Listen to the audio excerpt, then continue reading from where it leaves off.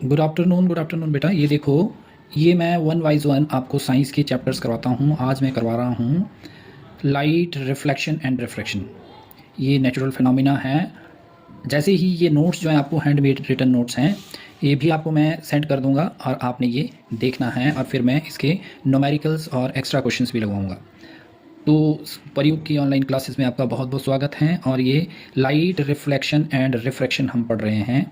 Light जो है, light in fact is sense of site, मतलब कि हम देख पा रहे हैं ये हमारी आंखों की वजह से नहीं बल्कि लाइट की वजह से। अगर खाली आंखें ही सोर्स होती तो हम अगर अंधेरा करते हैं तो हम कैसे देख पाएंगे? ठीक है, तो इनफैक्ट लाइट जो है वो इलेक्ट्रोमैग्नेटिक रेडिएशन फ्लो करता है। और जो कोई भी ह्यूमन आई है, ठीक है, वो कब देख पाती है, कब वो किसी ऑब्जेक्ट को विजुअलाइज कर सकती हैं? जब लाइट रे हो। ठीक है, मतलब विजिबल रेडिएशन के रूप में भी आपको इसको डिफाइन कर सकते हैं कि जो visible radiation to the human eye होता है उसमें फोटोन्स होते हैं बेटा, फोटोन्स। ठीक है, और वो बहुत ज़्यादा टाइनी पैकेट्स होते हैं एनर्जी के, ठीक है, जो कि इसमें लाइट में पाए जाते हैं। वो रिस्पॉन्सिबल होते हैं हमें दिखाने के लिए। ठीक है, तभी हम देख पाते हैं वो फोटोन्स। जो लाइट हमारी आंखों में पड़ती है और जो हमारा आंखों का मैकेनिज्म है वो वहाँ पे लाइट रिफ्लेक्ट होकर सामने वाले ऑब्जेक्ट को हमें दिखाती है। तो यहाँ मैंने लिखा है ये light is a type of electromagnetic radiation. ठीक है, इलेक्ट्रोमैग्नेटिक की एक ऐसी टाइप है वो that allows the human eye to see और मेक्स ऑब्जेक्ट विजिबल, या देख सकता है वो ऑब्जेक्ट को तभी पॉसिबल है जब इलेक्ट्रोमैग्नेटिक रेडिएशन निकलेगा। ठीक है, it is also defined as visible radiation. इसको विजिबल रेडिएशन के रूप में भी डिफाइन कर सकते हैं to the human eye. Photons, जो क्या है फोटोन्स ह्यूमन आई के लिए? Which are tiny packets of energy, बताया था ना मैंने, छोटे छोटे पैकेट्स ऑफ एनर्जी के आर फाउंड इन लाइट, जो कि लाइट में होते हैं और वही हमारे आंखों के लिए विजुअलाइज भी होते हैं। अब देखो, ये एक डायग्राम मैं आपको दिखाता हूँ। यहाँ पे देखिए, ये रिफ्लेक्शन ऑफ लाइट की डायग्राम है। मतलब जो जब भी कहीं से कोई लाइट आती है तो बाउंस बैक होके वापस सरफेस में रिफ्लेक्ट हो जाती है। ठीक है, देखो, और जो आने वाली रे है, जैसे यहाँ सोर्स ऑफ लाइट है, यहाँ से रे आ रही है और ये ओपेक सरफेस पे टकरा रही है। सरफेसेस अलग अलग होते हैं। ओपेक वो सरफेस होता है जो लाइट को पास होने नहीं देता है, which does not allow the light to pass through, that is opaque surface. Transparent कौन सा सरफेस होता है? Which allows the light to pass through. एक तीसरा सरफेस होता है translucent, which does not allow the light to pass through.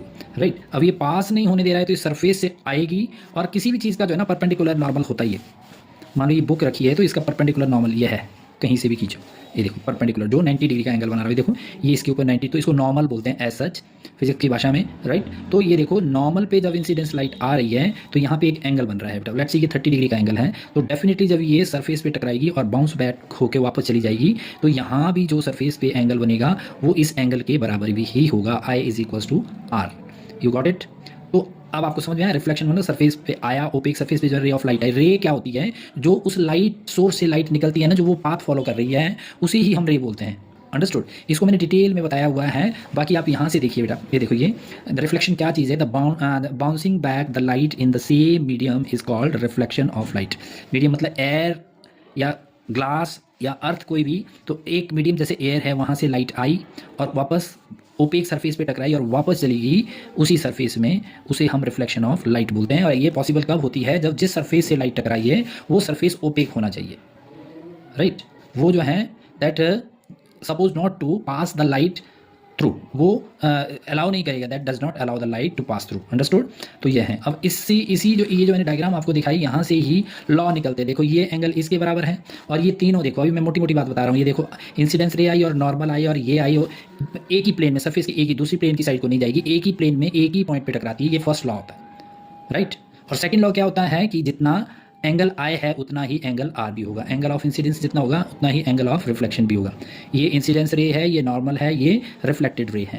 तो ये देखो, ये मैंने लॉज यहाँ आपको बताए हुए हैं। आप देखिए लॉज में ये क्या बोल रहा है। देखो, the first law of reflection क्या बताता है? मैंने क्या बताया था? तीनों चीज़ें, इंसिडेंस, नॉर्मल और रिफ्लेक्शन, एक ही पॉइंट पे एक ही प्लेन में वो जो मिलती है वहाँ पे। ठीक है, all the incidence ray, the reflected ray and the normal, आया बात समझ में? ये और ये normal to the surface at the point of incidence lie on the same place. कहाँ पे लाई करती है? एक ही प्लेस पे लाई करती है। अंडरस्टूड? ये एक ही प्लेन पे, सॉरी, ये इसी साइड का प्लेन मतलब दो सरफेसेज है, एक ऊपर को है एक नीचे को है, तो एक ही सरफेस पे लाई कर रही है ये देखो तीनों ये एक ही पॉइंट पे। ये फर्स्ट लॉ ऑफ रिफ्लेक्शन है। Understood? What about the second? What about the second law? Second law क्या बोलता है बेटा? सेकंड बोलता है कि the second law of reflection says कि आई एंगल और आर एंगल बराबर ही होते हैं। ठीक है, क्या बोल रहा है ये? The angle of incidence equal to the angle of reflection. अगर आपको दूसरे शब्दों में बोले, in other words, the angle between the incidence ray and the normal is equal to the angle between the reflected ray and the normal. इसको यहाँ से देखो, the angle between the incidence ray and normal is equal to angle between the reflected ray and normal. तो i is equal to r. ये second law है reflection का, और law never ever changes. Law does not change at any cost, वो बदलता नहीं है। आई बात समझ में? अब terms related to reflection, reflection से रिलेटेड कौन कौन सी टर्म्स को हमको पता होना चाहिए? इंसिडेंस रे, कौन सी रे होती है जो सोर्स ऑफ लाइट से आती है और सरफेस पे स्ट्राइक करती है, उसको इंसिडेंस रे बोलते हैं। ठीक है बेटा? और पॉइंट ऑफ इंसिडेंस, वो ऐसा पॉइंट होता है जहाँ पे इंसिडेंस रे आती है और वहीं से नॉर्मल में सरफेस पे जो उसी सरफेस में लाइट वापस जाती है और रिफ्लेक्टेड रे बनाती है। The point eight which the incidence रे strikes the reflecting surface is called the point of incidence, उसको पॉइंट ऑफ इंसिडेंस बोलते हैं। रिफ्लेक्टेड रे कौन सी होती है? जो बाउंस बैक होके उसी सरफेस में वापस जाती है, दैट इज रिफ्लेक्टेड रे। और नॉर्मल कौन सा होता है? मैंने बताया था आपको, जो परपेंडिकुलर ड्रॉ किया होता है हमने किसी भी ऑब्जेक्ट पे। एंगल ऑफ इंसिडेंस जो इंसिडेंस रे और नॉर्मल के बीच में बनता है। एंगल ऑफ रिफ्लेक्शन जो इसके और इसके बीच में बनता है। ठीक है, अब इसकी प्रॉपर्टीज़ क्या होती है of image formed by the plane mirror. Plane mirror के द्वारा जो इमेज बनाई जाती है उसकी क्या प्रॉपर्टी, क्या गुणदोष उसके होते हैं। ठीक है, जो प्लेन मिरर है वर्चुअल इमेज बनाता है हमेशा। ठीक है, a plane mirror forms an image that is virtual, उस पार, शीशे के उस पार। ठीक है, तो और वो क्या दिखती है? Image appears literally inverted. Literally inverted का क्या मतलब? आप क्या करो, आप अपने मुंह पे एक मस्सा देखेंगे, अगर वो राइट साइड होगा तो वो शीशे में आपको लेफ्ट साइड दिखाई देगा बेटा। लेफ्ट टू राइट ऐसे इन्वर्टेड होती है। ठीक है, आप इमेजिन करना कभी, अगर राइट कंधे में आप इस सपोर्ट लगा देना छोटा सा ब्लैक, और आप देखेंगे तो वो आपको लेफ्ट कंधा दिखाई देगा मिरर में, प्लेन मिरर में ऐसा होता है। इसीलिए जो इमेज अपीयर होती है वो लिटरली इन्वर्टेड होती है। ठीक है, the distance of the image from the mirror is the same as the distance of the object from the mirror but behind the mirror. जो इमेज का डिस्टेंस भी उतना ही होता है। जैसे हम प्रिज्म के लिए या उसके लिए कोई प्रैक्टिकल करते हैं स्कूल्स में, तो आपको दिखाई देता है उसी डिस्टेंस में पीछे। मतलब अगर आप शीशे के नज़दीक आओगे तो आपको लगेगा कि उधर से इमेज भी आपके नज़दीक आती जा रही है, और अगर आप दूर जाएंगे तो इमेज भी दूर भासेगी हमें जाते हुए। अंडरस्टूड? तो इसीलिए इसने बोला है कि जो इमेज होती है मिरर में वो सेम डिस्टेंस पे अपीयर होती है हमें। आई बात समझ में? ये प्रॉपर्टीज है इसकी। और अब ये बोल रहा है the size of the image is equal to the size of the object. Image की साइज़ बिल्कुल उतनी होती है जैसे ऑब्जेक्ट की भी, ऑब्जेक्ट का भी साइज़ होता है। अभी जो हम पढ़ेंगे ना बेटा, स्फेरिकल मिरर में जो हम इमेजेस कैसे बनती है कनकेव में और कन्वेक्स में। स्फेरिकल मिरर तो ऐसे गोल होता है ना, ऐसे वो भी मैं आपको वो ड्रॉ करके बताऊंगा मैं। वैसे मैंने सारे नोट्स जो है आपको बता दे रहा हूँ, ये हैंड रिटन नोट्स हैं, इनको अपने पास आपको रखना है। एंड आपको सारे सॉल्ट पेपर सारे जो है ना इससे रिलेटेड भी क्या बोलते हैं अपना क्वेश्चन पेपर से भी, सैम्पल पेपर से भी, PYQs भी, जो आपके केस स्टडी बेस्ड क्वेश्चन है वो सारे मैं आपको ये एग्ज़ाम 2026 के लिए प्रिपेयर करवा रहा हूँ, आपने देना है।